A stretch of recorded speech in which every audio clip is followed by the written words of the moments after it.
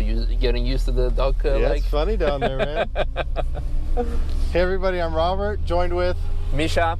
Welcome back to the channel. Welcome back to the Nürburgring, and I think for both of us a pretty exciting moment, huh? Very exciting moment, something we've been waiting for the last 4 months, pretty much. Yeah, I'm really excited. This is for me going to be probably my slowest lap that I'll do this year, and I just want to enjoy it. I just want to have fun with this because I'm literally just so excited to be in the E30 M3 on the Nürburgring for the first time.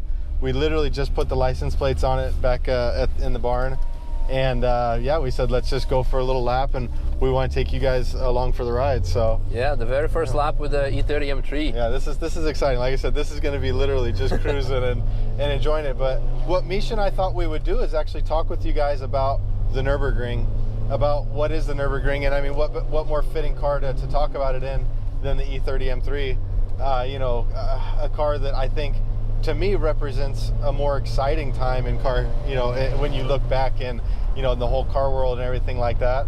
But what does the Nürburgring mean to us? What do we think when, you know, we think of the Nürburgring? How do we feel?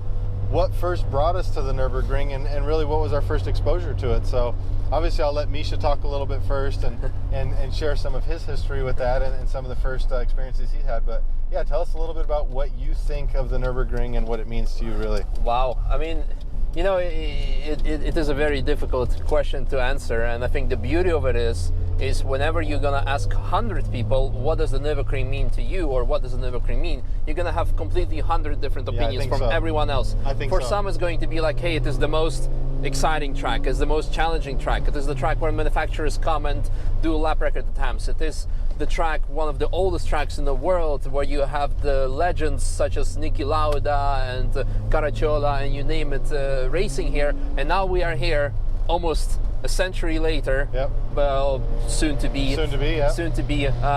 driving with our own car and enjoying it ourselves. And this is what makes it so beautiful. There is something for someone. Someone will find something for him at the Nürburgring. In my case, it's pretty funny. I told this story multiple times. I grew up in Netherlands, 2 hours away from the Nürburgring, and whereas for many people it is their life goal to come to the Nürburgring and let alone do a lap with their own car, for me it was never a goal, even though it was for me a very easy accessible. Now fast forward many years later, I got a job offer, I came here, I stayed here, we met, we started Apex, tried moving away from it, didn't happen, couldn't happen. You can't get away from the Nürburgring, can you? Yeah, exactly. I came back, and I literally, if I'm gonna say I cannot live without it, it's not going to be an over-exaggeration or a lie, because I tried moving away to something what I thought is going to be more exciting, and it was exciting, but I was just simply missing this. There's no way you can substitute it, and that's simply. I have to be the first to tell you, I'm glad you're talking, because I'm just enjoying this right now. This is exactly what I thought it would be, just cruising. I've got like this fishbowl window around me, and I'm just watching Porsches go by, and not one person has passed and has been like, oh, that's awesome car, you know, everyone loves seeing it, and I love seeing it. It's I'm loving this right now. It's amazing, it's amazing. I'm very happy for you. Yeah. And when we bought this car, well, when you bought this car, after that probably we came back home and I said, you know what, Robert, I'm buying something similar. Because I see how awesome this is. Like, it's just different. I mean, we're doing what, 150, 160 here, which is nothing, but it's just, you're feeling the track, you're feeling the road. I mean, we're getting passed by the sub 7 Up of all things, you know. It's like, but this is exactly what, to me, the Nürburgring is. This right here, just being on what I said in a video recently, that I'm just out on a local back road, you know what I mean? Yeah. And I'm out on a back road with a good friend, with great cars out, beautiful weather, and this is what the Nürburgring is for me. And you touched on something really interesting, was, you know, you can talk about all the racers and all the races that happen here and everything, but it's not just that, because it's tourist drives as well. Mm-hmm. You know, this represents a country, you know what I mean, an attitude of engineering when it was built, and so many people are coming here and testing and everything like that. Yeah. And it just represents really something that, being American, I could never dream to have in the United States was a track like this. You know what I mean? If you thought that you wanted a track like this in the U.S., liability and different laws and things like that would have never seen this even possible. Yeah. So for me, growing up, you know, I had some friends when I was in middle school that ended up moving to Germany, and I really got interested in the in the Autobahn and Nürburgring and things like that, doing research about it and everything like that. And I knew one day that I was going to drive it. I just didn't know to what extent, you know what I mean? Yeah. And it was something that was really enjoyable for me to see every benchmark on cars in the U.S. as I was growing up and as I was working on Corvettes and doing things like that. Every benchmark was, well, how fast will it lap the Nürburgring? What will it do? And I didn't have the same access to it that you did when I was young. You know, I wasn't on the same continent that I could just drive there, you know what I mean? And you were driving your truck. yeah, exactly. You know? And so you didn't have that, oh, I could go there real quick if I wanted to. I didn't have that. Yeah. But you knew what it was, and it was this mystical track, this mystical place that people were like, oh man, the Nordschleife, the Nürburgring, you know, and they usually called it the wrong thing, the Nürburgring. The Nürnberg. Whatever it was. But honestly, this right here, just being in a cool car, you're feeling how smooth the track is and just flowing with the track. You know, this is what it is to me. People ask me all the time, Robert, do you want to race? Do you want to get into this different racing? And no, this is what I want to do. I want to come out and drive this and enjoy this with my big ass steering wheel and my terrible seating position. You know what I mean? And that's really what the Nürburgring is to me. I see so many people coming together and so many emotions brought together when those people come, whether it be our friends from the UK or US or Australia or wherever they may be. I don't even think I'm going to have to slow down at Brightside.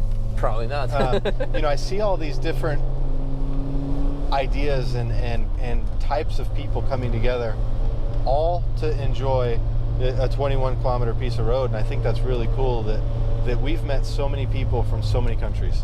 You know, if you look at our Apex customer base, friends, and the people here on the YouTube channel, it's literally worldwide, and they've all come together because of the Nürburgring. Exactly. What I like about it is the Nürburgring is one big equalizer. Yep. It equalizes the cars because you can see that the best cars are actually perform here the best, because everything needs to work as one. The suspension, the engine, aerodynamics, everything, the whole package needs to work. You cannot just have 1,000 horsepower and floor it. No, everything needs to work. But it's also equalizer when it comes to people, because you can have someone with a GT4 RS in the future, GT2 RS, and you can have someone with a shitbox, and they're on the same. They are on the same level, on the same track.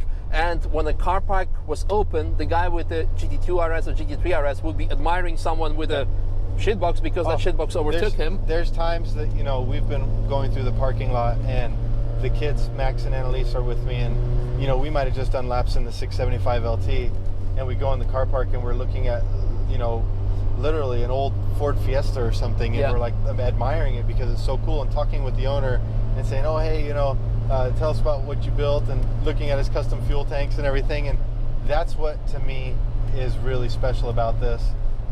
You know, driving here in the snow, you know, going up Kesselchen, Klostertal, we've got all the different weather, all the different people, how everything comes together. Yeah. And it's the only place in the world where you have a racetrack and the best way I can explain it is that's alive. Yes. If I come up here on a Tuesday, there's something going on at a race shop. If there's something going on around the track, there's something going on the track itself even. And there's really no other racetrack in the world that is as active as the Nürburgring is. There's no other track in the world that has what I say hotels that are only dedicated to it, that has restaurants that are only dedicated to it, workshops. You can come here, you can get your car wrapped, you can get it PPF'd, you can get it fully built if you wanted to, just by coming to the Nürburgring and doing it with the shops that are around. And it really creates what we car people would consider the ultimate car culture. Yes. You don't need to go travel to a car meet. You know, it happens every day. Yeah. At the Nürburgring, there's a car meet. You don't need to go travel to find the coolest cars because they're here. This is where they come. And I think that's what really speaks a lot to me about it. And as we come to the carousel, you also have the people.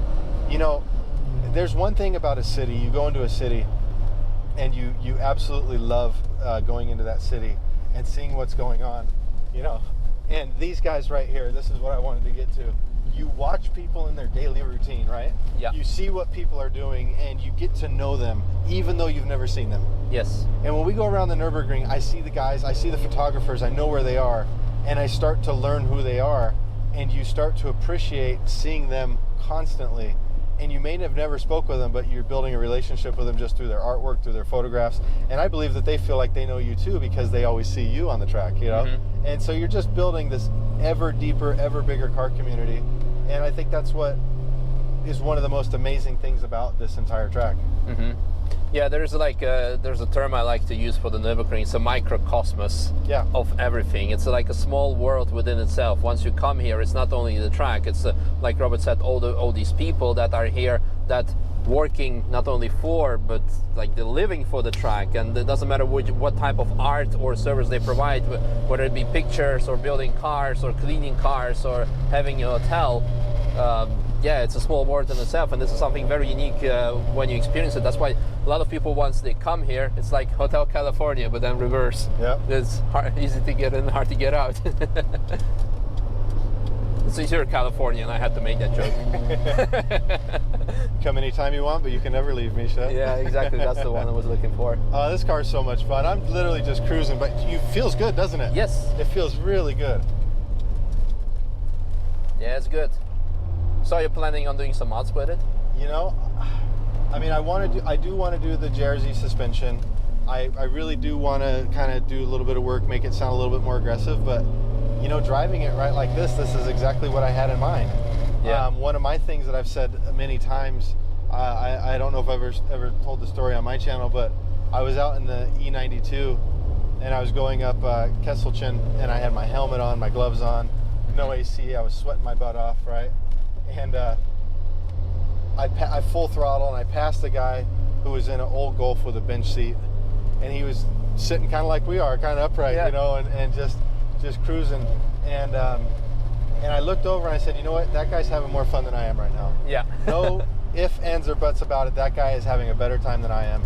I wasn't complaining by any means, right? Yeah. But he was having a better time than me, and it was at that moment that my attitude changed a little bit about TF and what TF driving is, you know, and you'll see, if you guys have watched Misha and I, my lap, we're usually cruising and just enjoying the views and enjoying this right here.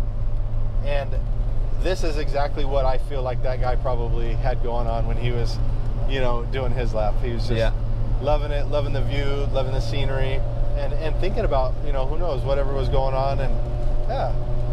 I enjoyed this a lot as well, you know, like, I hate to be like this teasing person, but as I mentioned, with the upcoming car that this car made me buy that car, I have like ideas like full cage, sequential gearbox. And then this right here, you're thinking, like, oh no, I might go granny cruiser. Yeah, you know, this I might just go, yeah, exactly. Just like, you know, we can just go together, do 20-minute laps the whole day, and let the time stand still at the Nürburgring. Oh, the mini carousel. I love the scenery so much there with the snow. It's so unique. Should make some great pictures, especially with this color is popping on with all the light, huh? Yep. Well, coming up to the end of the lap, it's been absolutely amazing, and I hope we guys made you reimagine the purpose of DF or the meaning of the Nürburgring. That we get these questions always like, hey, can I come with my 60 horsepower shitbox Corsa and just do a lap? Yeah. We hit full throttle, Misha, for the first time. Oh my God. Yes. Let us know in the comments if we did a sub 20-minute lap. Guys, thank you again for coming out. That's I think probably just a very impromptu, you know, idea of what we think of the Nürburgring. If we really sat down and thought of it, we could put something maybe more emotional and compelling together. But yeah, to me, I would say my first lap was everything I hoped it could be. This was exactly what I expected for this car. So thank you for joining me on that, Misha. Thank you for inviting me. Absolutely. And thank you guys. Hope you enjoyed as well. We'll catch you later. See you.